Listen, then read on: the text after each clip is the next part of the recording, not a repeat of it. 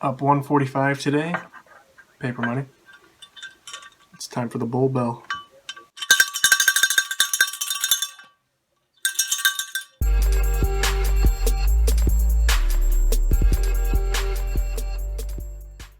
What is up, everybody? So today it is Friday, April 24th. This is currently the second week completed in the day trading simulator, and good news, I am up 2.4% on the week.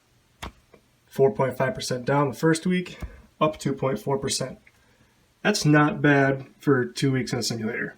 Granted, it isn't much money, but that's a good result. That's a start. That is something. Of $5,000, that is my base. I'm calculating all that with each day. I'm not compounding any of my wins and losses on that total. So every day it's 5,000 and versus what I made and lost. So 2.4% up on the week. That's roughly $120. But this is simulator money. It doesn't really matter. Point being, that would have been eaten up by commission anyway. So good news is it's a result. It's better than the 4.5% I was down my first week. That does not mean I'm in a good position whatsoever. I still have a lot to work on, but I did change a lot of what I was doing last week to this week, and I'll kind of run you through, everything that I did. So first things first, I did not trade nearly as much. So last week I found myself just trading to trade. Like I just wanted to get in to see some action when I wasn't, getting in at any particular point that I could replicate on another chart, right? It didn't make any sense. So I cut all that out. I'm like, I'm going to wait for only these good setups. And I even kind of went against that too a few times this week, but not nearly as bad. It was more controlled. Biggest thing being, I chased only the good setups and I didn't just trade to trade. Second thing that I noticed was I'm still sizing very small. I have $5,000, or you have $25,000 in this account for simulation trading, and I'm trying to use 5,000 as my base because that's how much I actually have to start with in a real account. But I'm only using 2,000, 1,500, 2,500 in some of my trades, which it makes sense. But I feel like with a smaller account, if you want better, quicker results, you would need to size accordingly, and I haven't been doing that as much. Going into the third week, I'm going to work on my sizing and probably jumping in with some bigger size or scaling up to a better portion. Nonetheless, size is something I can work on for next week. The third thing that I've noticed was I've had a lot of bad luck with my opening range breakout strategy. So I find myself, chasing momentum stocks. So I find all the stocks that I trade really on the scanners intraday. I don't find them prior. I mean, there are a few that I have listed prior that do make moves, but for the most part, the ones that I have traded were all ones that came from scans. I'm having a hard time doing prior research on stocks in the morning. The night before, I actually don't do any research. A lot of people do, and I'm probably going to get into that, where I'm looking at nightly scans to see, what has potential in the morning. I know a lot of people do that, though, because they trade pre-market, but I do not, and I just kind of stick to the 2 hours I have before the market opens to do some research.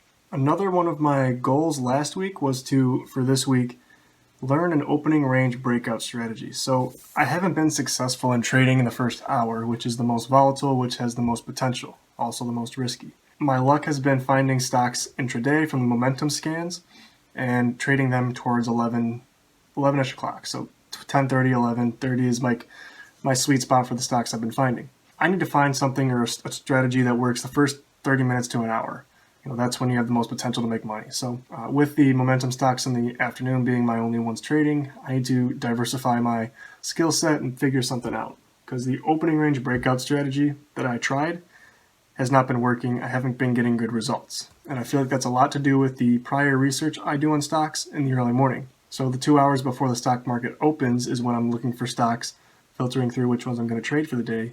But I don't think I'm doing proper due diligence in finding these good stocks. The only one that can fix that is me. I have to figure out how to find better stocks and find a better setup or strategy to trade these stocks. I definitely need to do more research into this strategy for the early morning because it's not working. And I feel like there's more to that I don't know yet and need to grasp. So I'm going to be working on that this weekend to prepare myself for the following week where I try a new morning strategy. Another thing that's been bothering me is my screen layout. There are times where I like it and there are times where I feel like it's too congested and I find myself, covering up 2 of my screens to make a bigger 2 charts instead of 4. That's going to need some trial and error just to see what feels good. That is one thing that will change for next week is hopefully a new layout. I've had a lot of bad luck with my hotkeys and buying from the level 2 window. And there's even a time when I traded with my real account on accident. I needed to get instantly out without losing money. For some reason, it put an order in for my $5,000 account, which is real money. Freaked me out for a second, but I got past that. I got out of it. It was fine. Yeah, it did charge me the 2 commissions for buying it. I need to work with these and my hotkeys. My hotkeys are set up, but I could use better setups as well.